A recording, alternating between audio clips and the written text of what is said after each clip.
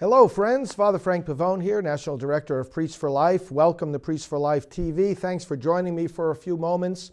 We are in the midst of the elections of 2018. It is now, it's not simply in November. Various primary elections are taking place in the different states. And we want you to be aware of the various deadlines and dates prior to the general election day, which is November 6th, because all of these dates are important. The dates of the primaries in specific states, and we're going to talk a little bit about the primaries that just happened this past Tuesday, June the 5th. Then also there are voter registration deadlines, both for the primary elections and for the general election. There are early voting dates, both for the primary and the general. So a lot of these dates are happening in every state. It's different, and it's important for us to know. Where do we get all this information? Well, at our main political website, politicalresponsibility.com, you can find the calendars. We've arranged them in different ways. Chronologically, what happens next, and also alphabetically if you want to know what's happening in a particular state. We've compiled all the up-to-date information for you at politicalresponsibility.com. I'm also going to talk to you in a few moments about another web address, which is voteforlifetraining.org. And the reason I'm showing you that address is that we're going to conduct training seminars about all this, how we're more effective in the election process, how the election process works, what the church teaches about political responsibility. We at Priests for Life are going to be presenting these voter training seminars both online and also on the ground in various states. And all the information about when and where these trainings will be is at voteforlifetraining.org. But brothers and sisters, what happened this past Tuesday? Well, several states had their primary elections, and the biggest thing that I want you to take away from this is that the results of these primaries are not showing this big democratic surge, this big wave that so many people are talking about that we should expect from the party of abortion, which is the Democratic Party.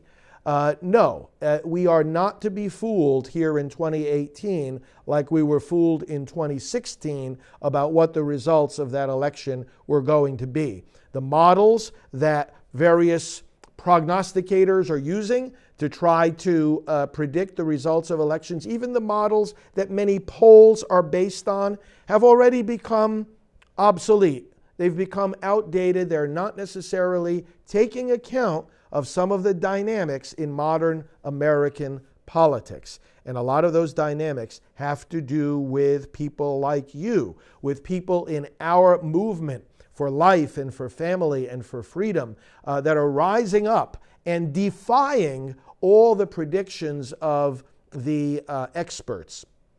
We saw one of our good friends and colleagues in the pro-life effort, the Susan B. Anthony list, which is a political action committee and endorses various candidates, endorsed across 6 different states 12 pro-life candidates for this past Tuesday's election.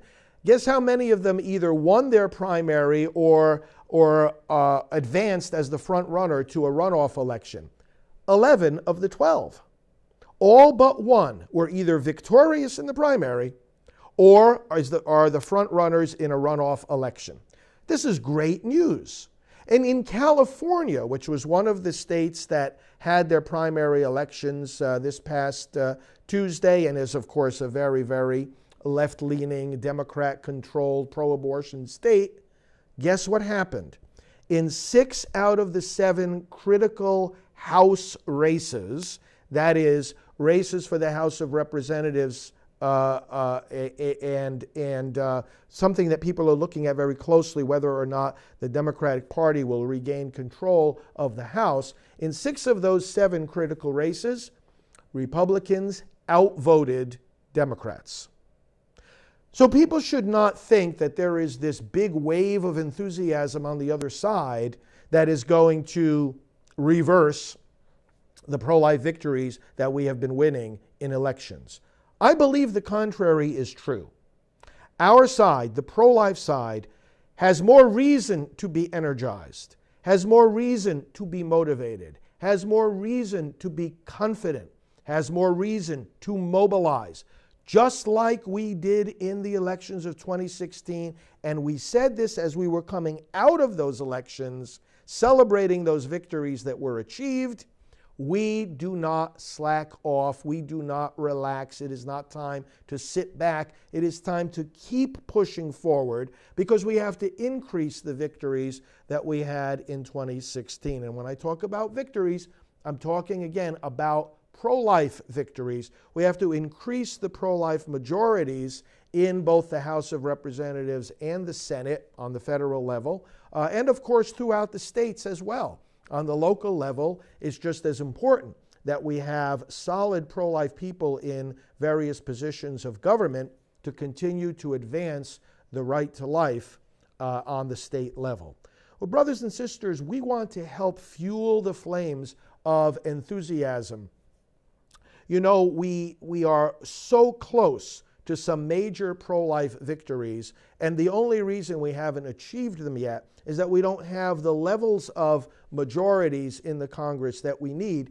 The House of Representatives passed major pro-life legislation. The Senate is where the problem has been, because the majority for pro-life is so slim in the United States Senate that it's not enough to actually achieve the results we need because of the various rules of the Senate. You know, very often 60 votes are required instead of a simple majority of 51.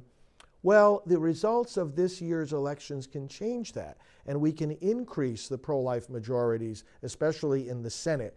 And why is that so important? Not only for passing pro-life legislation, and we're talking about things like protecting babies in the latest stages of pregnancy from painful late-term abortions. We're talking about things like taking taxpayer money away from Planned Parenthood. We've succeeded in doing that already in many ways, but the bulk of the money still requires a vote of Congress with signature by the president in order to make it happen. And it can happen. It can happen as a result of this year's elections. We are on that track. We are on the road. This is no time for disappointment to take over or discouragement to make us, not work as hard for the elections. The opposite must be true. We must work even harder the closer we get to victory. But we're also talking about victory in the courts. The Senate, you may have seen, the Senate Majority Leader, Senator McConnell, recently made a very good decision to keep the Senate in session for much of the summer recess in order to get done a very important job that falls on the shoulders of the Senate, and that is to confirm the president's nominees for the federal courts. There are many vacancies in the federal courts that President Trump is nominating very strong and very pro-life men and women to fill these vacancies.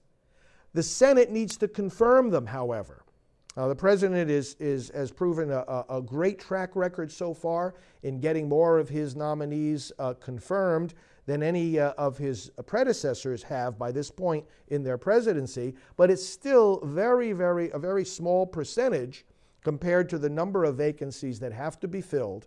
And of course, if you're in the pro-abortion party and you don't want to see these pro-life nominees get onto the courts, well, what you're going to do, it's very simple to understand what you're going to do. You're going to try to slow down the process. You're going to try to extend the amount of hours of debate that it takes before a judge gets confirmed.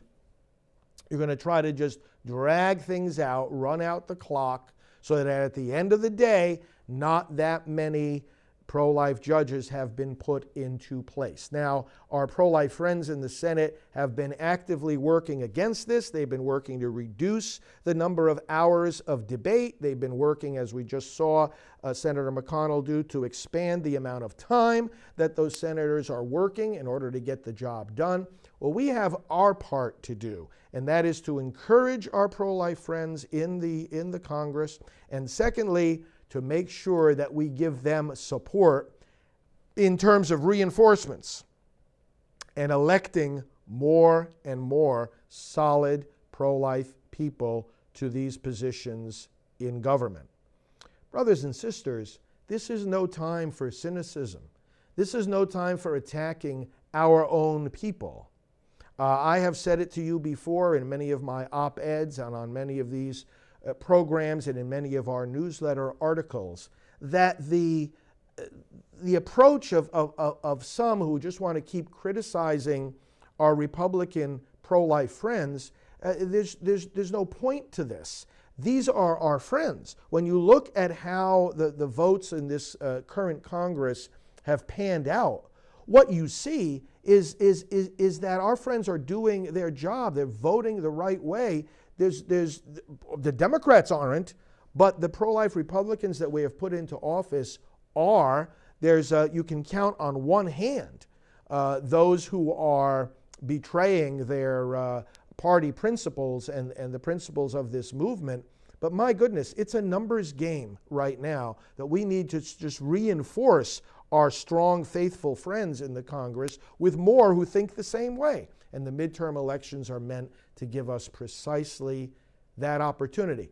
So I'm encouraged, seeing what happened this past Tuesday, even in a state like California, where Republicans are outvoting Democrats in crucial House races, where 11 out of 12 endorsed pro-life candidates are winning their primaries or going forward into runoff elections as the front runner. This is great news.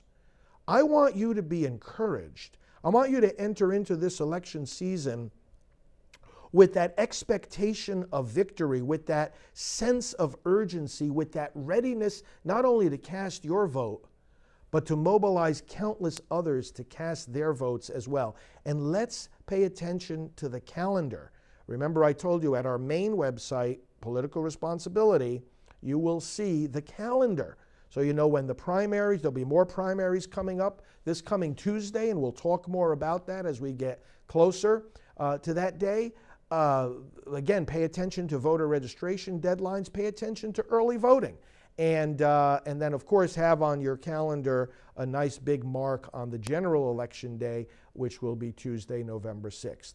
Now, once again, pro-life, voteforlifetraining.org is where you'll be able to see the dates and the locations of our training seminars. Some of them will be on the ground in states like Pennsylvania, Ohio, Michigan, and right here in Florida. We'll be doing training here at our headquarters, but also online. We'll be having various webcasts during which we will share, again, the teachings of the church on voter responsibility, the dynamics of electing pro-life candidates, and practical things we can all do to advance this great cause.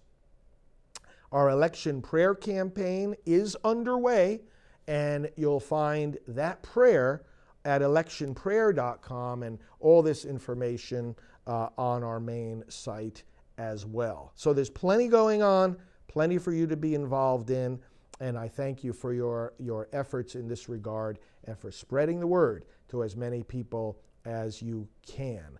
We'll be gathering our pastoral team here pretty soon and coming to you with a lot more messages and a lot more to-do items so that we can all work together in this election season and for the cause of life in many other ways as well. Well, may the Lord bless you now and strengthen you, protect you, and help you especially to be strong advocates for life. And may He bless you, the Father and the Son and the Holy Spirit. Amen. Father Frank Pavone here, speaking from our headquarters at Priests for Life. God bless you.